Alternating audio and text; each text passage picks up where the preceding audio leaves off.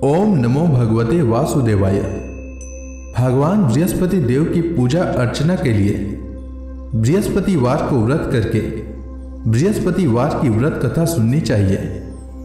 बृहस्पतिवार का व्रत करने और व्रत कथा सुनने से स्त्री पुरुषों की सभी मनोकामनाएं पूरी होती हैं। इस व्रत से धन संपत्ति की प्राप्ति होती है, निसंतानों को पुत्र प्राप्ति होती है, परिवार में सुख शांति बनी रहती है, सभी आनंद पूर्वक रहते हैं। तो आइए सुनते हैं बृहस्पतिवार व्रत कथा।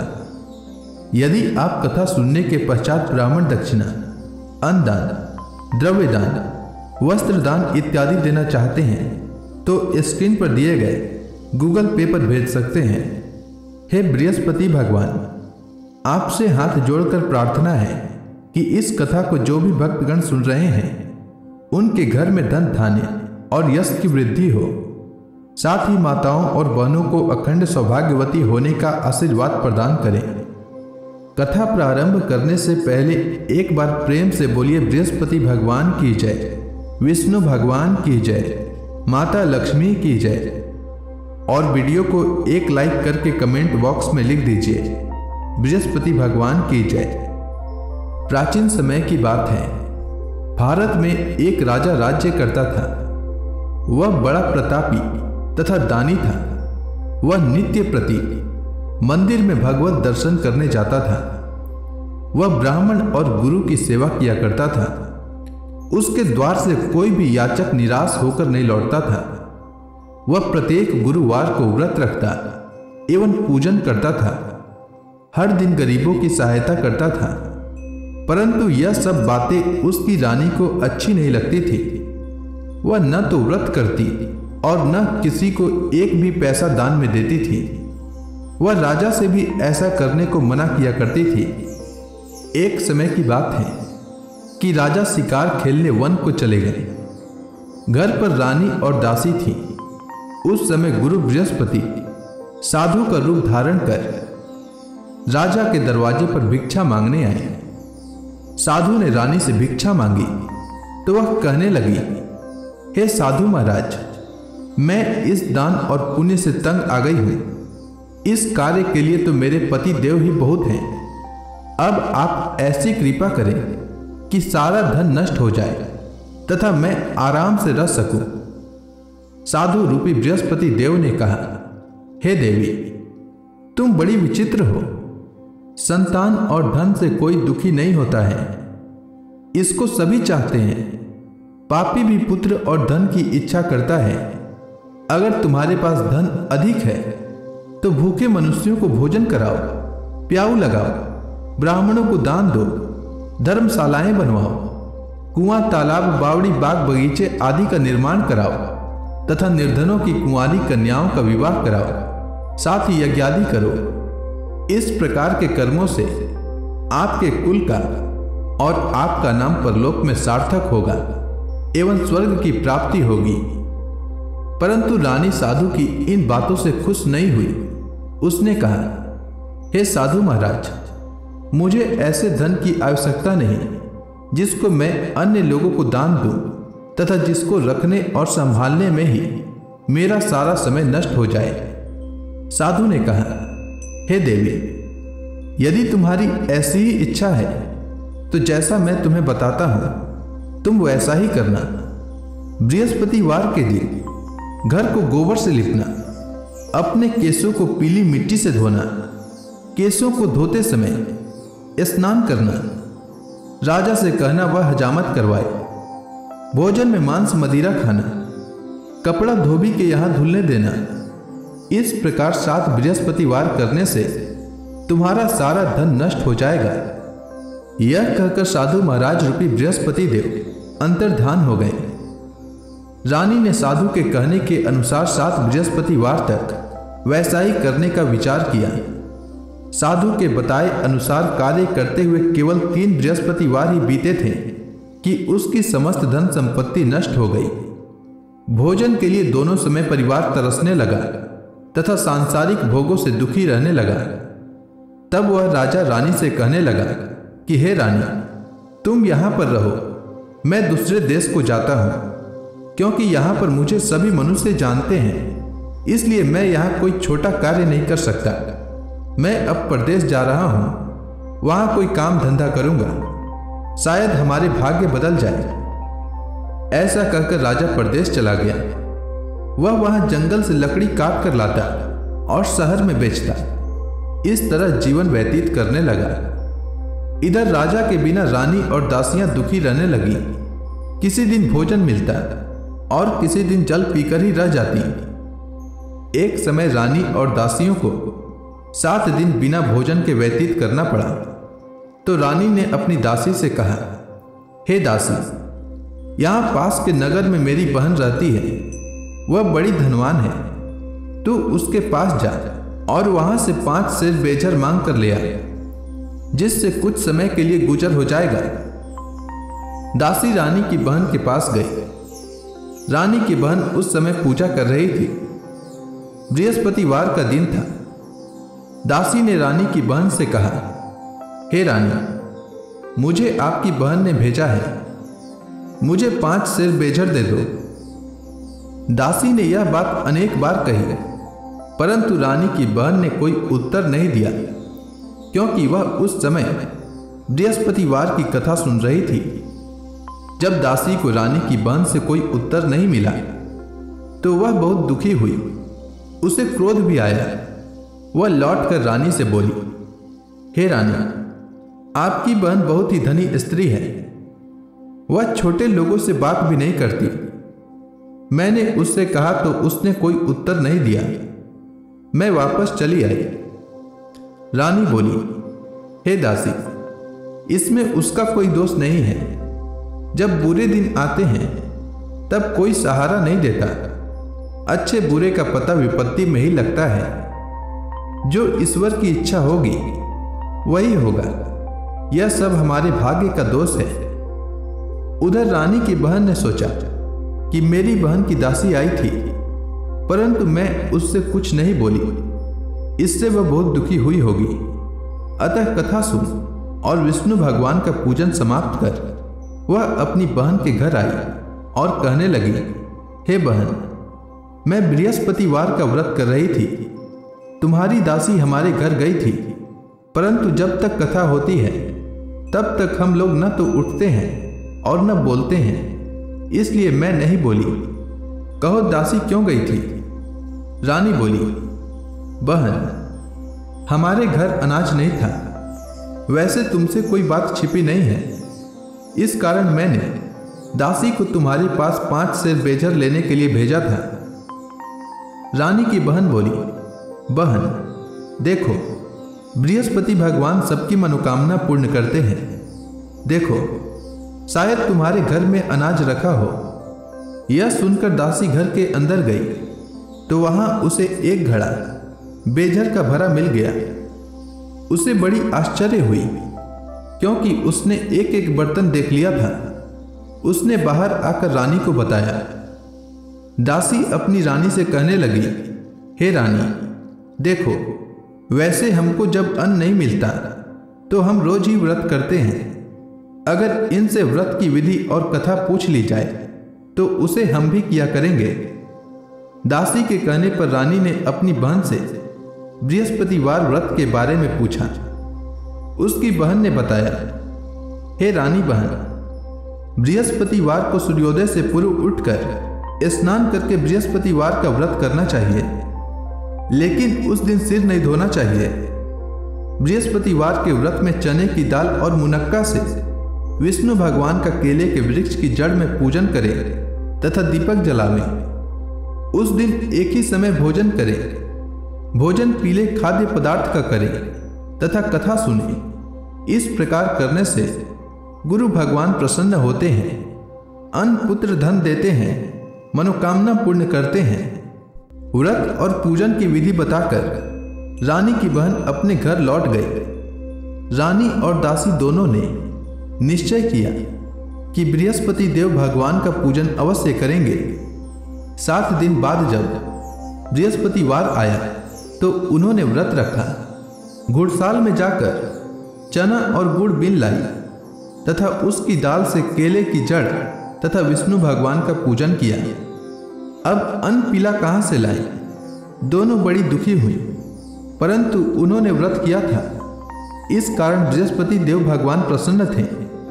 एक साधारण व्यक्ति के रूप में वे 2 थालों में सुंदर पीला भोजन लेकर आए और दासी को देकर बोले, हे दासी, यह भोजन तुम्हारे और रानी के लिए है, तुम दोनों करना। दासी भोजन पाकर बड़ी प्रसन्न हुई और रानी से बोली, रानी जी, भोजन कर लो। रानी को भोजन आने के बारे में कुछ पता नहीं था, इसलिए वह दासी से बोली, जा तू ही भोजन कर, क्योंकि तू हमारी व्यर्थ में हंसी उड़ाती है। दासी बोली, एक व्यक्ति भोजन दे गया है। रानी कहने लगी, वह भोजन तेरे लिए दे गया है, तू ही भोजन कर। दासी ने कहा, वह व्यक्ति हम दोनों के लिए 2 थालों में भोजन दे गया है, इसलिए मैं और आप दोनों ही साथ साथ भोजन करेंगे। दोनों ने गुरु भगवान को नमस्कार कर भोजन प्रारंभ किया। उसके बाद से वे प्रत्येक बृहस्पतिवार को गुरु भगवान का व्रत और पूजन करने लगी। बृहस्पति भगवान की कृपा से उनके पास धन हो गया, परंतु रानी फिर से पहले की तरह आलस्य करने लगी। तब दासी ने कहा, देखो रानी, तुम पहले भी इस प्रकार आलस्य करती थी, तुम्हें धन के रखने में कष्ट होता था, इस कारण सभी धन नष्ट हो गया था। अब गुरु भगवान की कृपा से धन मिला है, तो फिर तुम्हें आलस्य होता है। बड़ी मुसीबतों से हमने यह धन पाया है, इसलिए हमें दान पुण्य करना चाहिए। तुम भूखे मनुष्यों को भोजन कराओ, प्याऊ लगवाओ और ब्राह्मणों को दान दो, कुआं, तालाब, बावड़ी आदि का निर्माण करवाओ, मंदिर, पाठशाला बनवाकर दान दो, कुंवारी कन्याओं का विवाह करवाओ, धन को शुभ कार्यों में खर्च करो, जिससे तुम्हारे कुल का यश बढ़े तथा स्वर्ग प्राप्त हो और पितृ प्रसन्न हो।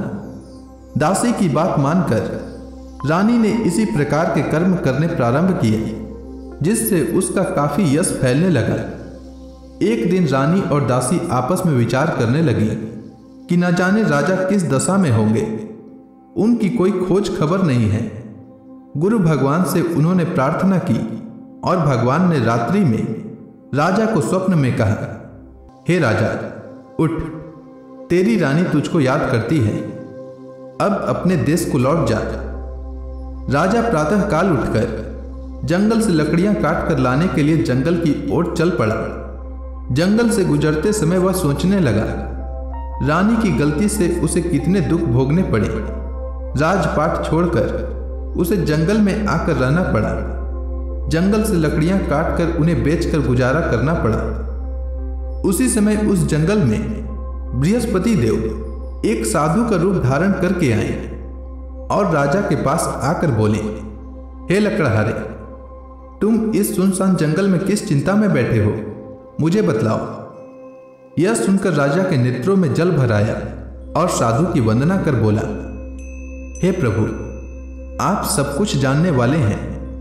इतना कहकर राजा ने साधु को अपनी संपूर्ण कहानी सुना दी। महात्मा दयालु होते हैं। वे राजा से बोली, हे राजा, तुम्हारी पत्नी ने बृहस्पति देव के प्रति अपराध किया था, जिसके कारण तुम्हारी यह दशा हुई है। अब तुम किसी प्रकार की चिंता मत करो, भगवान तुम्हें पहले से अधिक धन देंगे। देखो, तुम्हारी पत्नी ने बृहस्पतिवार का व्रत करना प्रारंभ कर दिया है। अब तुम भी बृहस्पतिवार का व्रत करके चने की दाल व गुड़ जल के लोटे में डालकर केले का पूजन करो, फिर कथा कहो या सुनो, भगवान तुम्हारी सब मनोकामनाओं को पूर्ण करेंगे। साधु को प्रसन्न देखकर राजा बोला, हे प्रभु, मुझे लकड़ी बेचकर इतना पैसा भी नहीं बचता जिससे भोजन करने के उपरांत कुछ बचा सकूं। मैंने रात्रि में अपनी रानी को व्याकुल देखा है। मेरे पास कोई साधन नहीं जिससे समाचार जान सकूं। फिर मैं बृहस्पति देव की क्या कहानी कहूं? साधु ने कहा, हे राजा, तुम किसी बात की चिंता मत करो। बृहस्पतिवार के दिन तुम रोजाना की तरह लकड़ियां लेकर शहर में जाओ। तुम्हें रोज से दोगुना धन प्राप्त होगा। जिससे तुम भली भांति भोजन कर लोगे तथा बृहस्पति देव की पूजा का सामान भी आ जाएगा। बृहस्पति देव की कथा इस प्रकार है, तुम ध्यान पूर्वक सुनो। प्राचीन काल में एक बहुत ही निर्धन ब्राह्मण था। उसकी कोई संतान नहीं थी। वह नित्य पूजा पाठ करता, परंतु उसकी स्त्री बहुत मलिनता के साथ रहती थी। वह न स्नान करती और न किसी देवता का पूजन करती।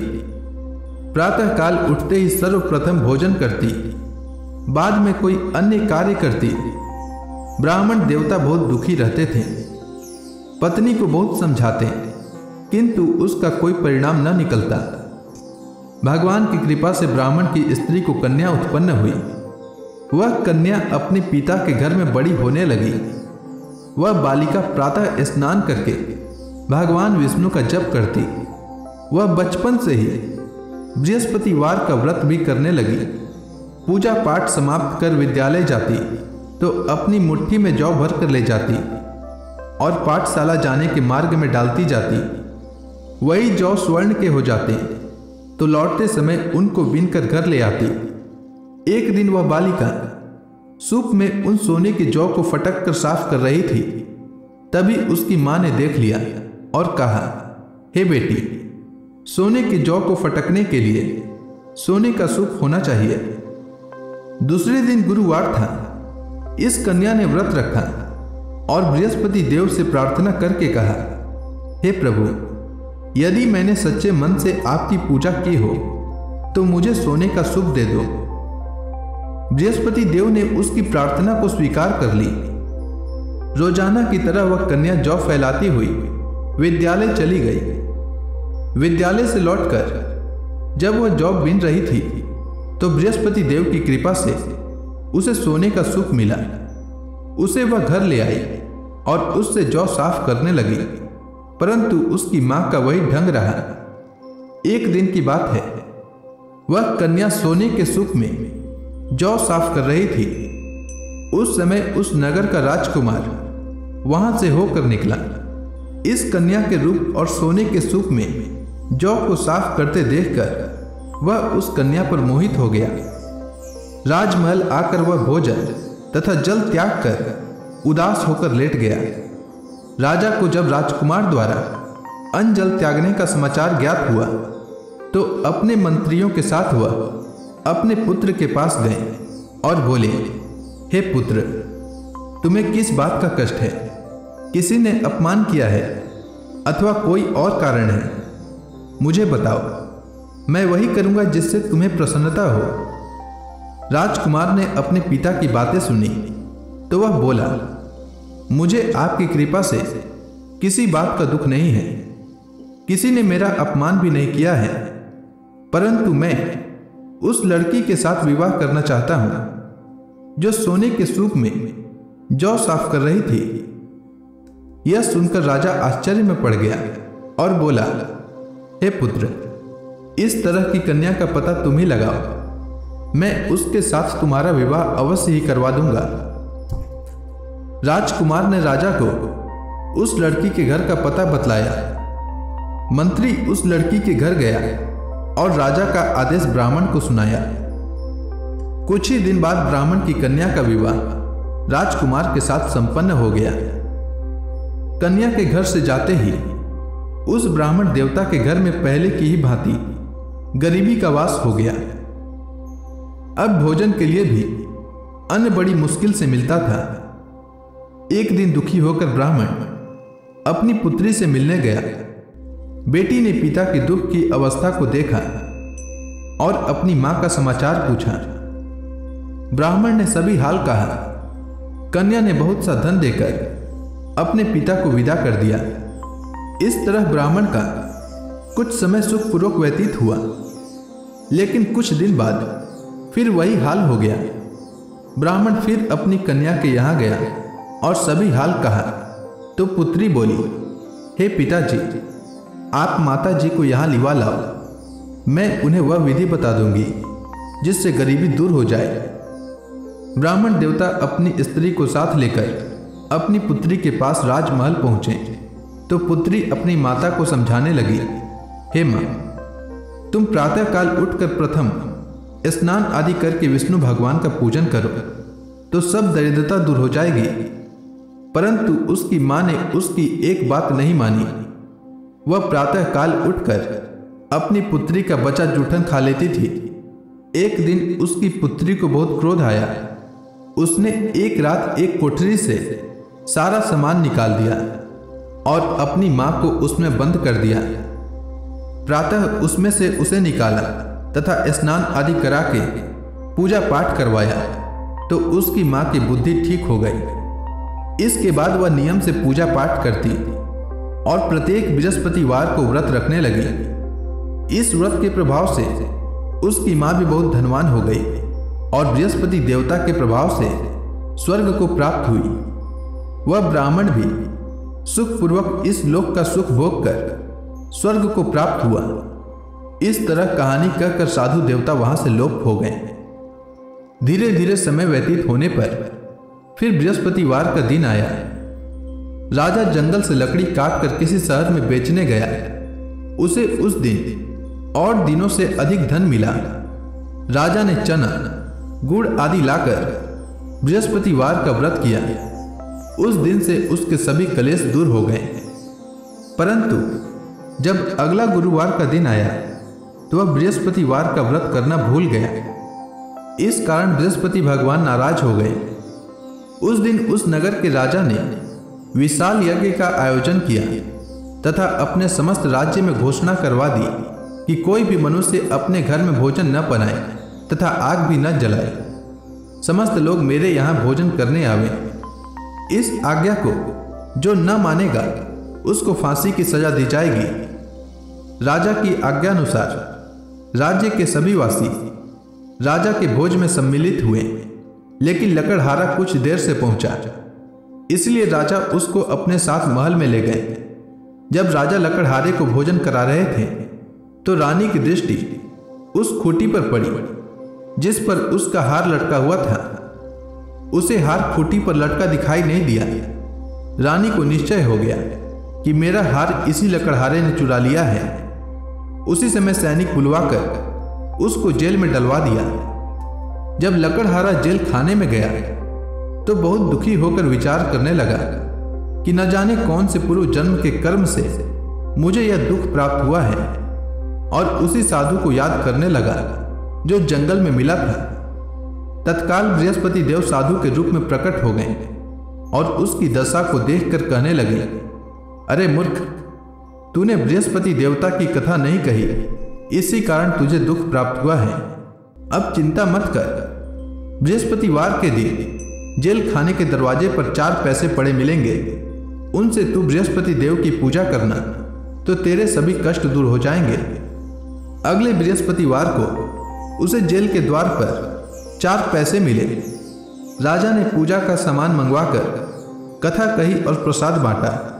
उसी रात्रि को बृहस्पति देव ने उस नगर के राजा को स्वप्न में कहा, हे राजा, तूने जिस आदमी को जेल खाने में बंद कर दिया है वह निर्दोष है, वह राजा है, उसे छोड़ देना। रानी का हार उसी खूंटी पर लटका हुआ है। अगर तू ऐसा नहीं करेगा तो मैं तेरे राज्य को नष्ट कर दूंगा। राजा प्रातःकाल उठा और खूंटी पर हार टंगा देखकर लकड़हारे को बुलाकर क्षमा मांगी और राजा के योग्य सुंदर वस्त्र आभूषण भेंट कर उसे विदा किया। गुरुदेव की आज्ञानुसार राजा अपने नगर को चल दिया। राजा जब नगर के निकट पहुंचा तो उसे बड़ा आश्चर्य हुआ। नगर में पहले से अधिक बाग, तालाब और कुएं तथा बहुत सी धर्मशालाएं, मंदिर आदि बने हुए थे। राजा ने पूछा कि यह किसका बाग और धर्मशाला है। तब नगर के सब लोग कहने लगे कि यह सब रानी और दासी द्वारा बनाए गए हैं। राजा को आश्चर्य हुआ और क्रोध भी आया। जब रानी को पता चला कि राजा आ रहे हैं तो उसने अपनी दासी से कहा, हे दासी, देख, राजा हमको कितनी बुरी हालत में छोड़ गए थे। वह हमारी ऐसी हालत देखकर लौट न जाए, इसीलिए तू दरवाजे पर खड़ी हो जा। रानी की आज्ञानुसार दासी दरवाजे पर खड़ी हो गई। जब राजा आए तो उन्हें अपने साथ महल में लिवा लाई। तब राजा ने क्रोध करके अपनी तलवार निकाली और पूछने लगा, बताओ यह धन तुम्हें कैसे प्राप्त हुआ है? तब रानी ने बताया, हमें यह सब धन बृहस्पति देव के व्रत के प्रभाव से प्राप्त हुआ है। राजा ने तब निश्चय किया कि 7 रोज बाद तो सभी बृहस्पति देव का पूजन करते हैं, परंतु मैं रोजाना दिन में 3 बार कथा कहा करूंगा तथा रोज व्रत किया करूंगा। अब हर समय राजा के दुपट्टे में चने की दाल बंधी रहती तथा दिन में 3 बार कथा कहता। एक रोज राजा ने विचार किया कि चलो अपनी बहन के यहाँ हो आवे। इस तरह का निश्चय कर राजा घोड़े पर सवार हो अपनी बहन के यहाँ चल दिया। मार्ग में उसने देखा कि कुछ आदमी एक मुर्दे को लिए जा रहे हैं। उन्हें रोककर राजा कहने लगा, अरे भाइयों, मेरी बृहस्पतिवार की कथा सुन लो।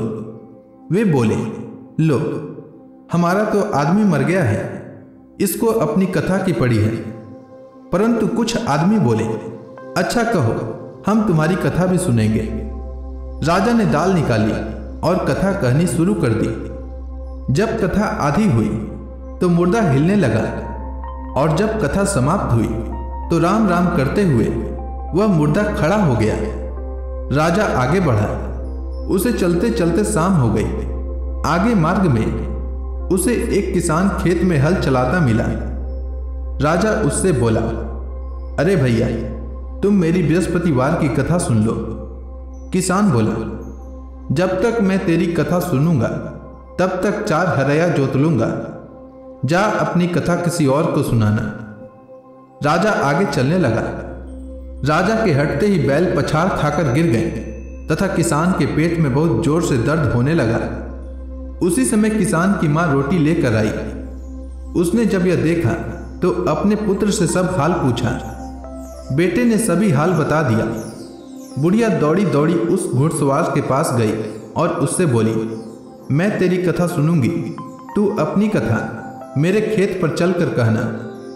राजा ने लौटकर बुढ़िया के खेत पर जाकर कथा कही, जिसके सुनते ही बैल खड़े हो गए तथा किसान के पेट का दर्द भी बंद हो गया। राजा अपनी बहन के घर पहुंच गया। बहन ने भाई की खूब मेहमानी की। दूसरे रोज प्रातःकाल राजा जगा तो वह देखने लगा कि सब लोग भोजन कर रहे हैं। राजा ने अपनी बहन से जब पूछा कि ऐसा कोई मनुष्य है जिसने भोजन नहीं किया हो जो मेरी बृहस्पतिवार की कथा सुन ले, तो बहन बोली, हे भैया, यह देश ऐसा ही है। पहले यहाँ के लोग भोजन करते हैं, बाद में अन्य काम करते हैं। अगर पड़ोस में कोई हो तो देख आती हूँ। ऐसा कहकर बहन देखने चली, परंतु उसे कोई भी ऐसा व्यक्ति नहीं मिला जिसने भोजन न किया हो। वह एक कुम्हार के घर गई जिसका लड़का बीमार था। उसे पता चला कि उसके यहाँ 3 दिन से किसी ने भोजन नहीं किया है। रानी ने अपने भाई की कथा सुनने के लिए कुम्हार से कहा। वह तैयार हो गया। राजा ने जाकर बृहस्पतिवार की कथा कही, जिसको सुनकर उसका लड़का ठीक हो गया। अब तो राजा की प्रशंसा होने लगी। एक दिन राजा ने अपनी बहन से कहा, हे बहन, मैं अपने घर जाऊंगा, तुम भी तैयार हो जाओ। राजा की बहन ने अपनी सास से अपने भाई के साथ जाने की आज्ञा मांगी। सास बोली, चली जा, परंतु अपने लड़कों को मत ले जाना, क्योंकि तेरे भाई को कोई संतान नहीं होती है। बहन ने अपने भाई से कहा, हे भैया, मैं तो चलूंगी, परंतु कोई बालक नहीं जाएगा। राजा ने कहा, जब कोई बालक नहीं चलेगा तब तुम जाकर ही क्या करोगी? दुखी मन से राजा अपने नगर को लौट आया। राजा ने अपनी रानी से कहा, हम निसंतान हैं, इसीलिए कोई हमारे घर आना पसंद नहीं करता। इतना कह वह बिना भोजन आदि किए शैया पर लेट गया। रानी बोली, हे प्रभु, बृहस्पति देव ने हमें सब कुछ दिया है, वे हमें संतान भी अवश्य देंगे। उसी रात बृहस्पति देव ने राजा को स्वप्न में कहा, हे राजा, उठ, सभी सोच त्याग दे, तेरी रानी गर्भवती है। राजा को यह जानकर बड़ी खुशी हुई। 9वें महीने रानी के गर्भ से एक सुंदर पुत्र उत्पन्न हुआ। जब राजा की बहन ने यह शुभ समाचार सुना तो वह बहुत खुश हुई तथा बधाई लेकर अपने भाई के यहाँ आई। तभी रानी ने कहा, घोड़ा चढ़कर नहीं आई, गधा चढ़ी आई। राजा की बहन बोली, भाई, मैं इस प्रकार न कहती तो तुम्हें संतान कैसे मिलती? बृहस्पति देव ऐसे ही हैं, जिसके मन में जो कामनाएं रहती है सभी को पूर्ण करते हैं। जो सद्भावना पूर्वक बृहस्पतिवार का व्रत कथा करता है एवं पढ़ता है अथवा सुनता है और दूसरों को सुनाता है, बृहस्पति देव उसकी सभी मनोकामना पूर्ण करते हैं।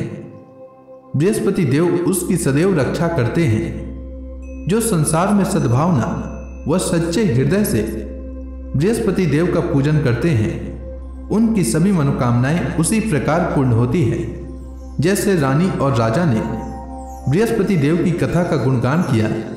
उनकी सभी इच्छाएं बृहस्पति देव ने पूर्ण की। मनुष्य को हृदय से उनका मनन करते हुए जयकारा करना चाहिए। तो प्रेम से बोलिए, बृहस्पति भगवान की जय, विष्णु भगवान की जय, माता लक्ष्मी की जय। अब आप सभी भक्तगण हाथ जोड़कर भगवान विष्णु का ध्यान करें। आरती होने वाली है। ओम जय जगदीश हरे, स्वामी जय जगदीश हरे। भक्त जनों के संकट, भक्त जनों के संकट क्षण में दूर करे। ओम जय जगदीश हरे। जो ध्यावे फल पावे, दुख बिन से मन का, सुख संपत्ति घर आवे, कष्ट मिटे तन का। ओम जय जगदीश हरे। मात पिता तुम मेरे, शरण गहूँ मैं किसकी, प्रभु शरण गहूँ मैं किसकी। तुम बिन और न दूजा, तुम बिन और न दूजा, आस करूं मैं किसकी। ओम जय जगदीश हरे। तुम पूरन परमात्मा, तुम अंतर्यामी, प्रभु तुम अंतर्यामी। पार ब्रह्म परमेश्वर, तुम सबके स्वामी। ओम जय जगदीश हरे। तुम करुणा के सागर, तुम पालन करता, प्रभु तुम पालन करता। मैं मूरख खल कामी, मैं मूरख खल कामी, कृपा करो भरता। ओम जय जगदीश हरे। तुम हो एक अगोचर, सबके प्राणपति, प्रभु सबके प्राणपति। किस विधि मिलूं दया मैं, किसी विधि मिलूं दया मैं, तुमको मैं कुमति। ओम जय जगदीश हरे। दीन बंधु दुख हरता, तुम रक्षक मेरे, प्रभु तुम रक्षक मेरे। अपने हाथ उठाओ, अपने हाथ उठाओ, द्वार पड़ा तेरे। ओम जय जगदीश हरे। विषय विकार मिटाओ, पाप हरो देवा, प्रभु पाप हरो देवा। श्रद्धा भक्ति बढ़ाओ, सनातन की सेवा। ओम जय जगदीश हरे। तन मन धन सब तेरा, स्वामी सब कुछ है तेरा, स्वामी सब कुछ है तेरा। तेरा तुझको अर्पण, तेरा तुझको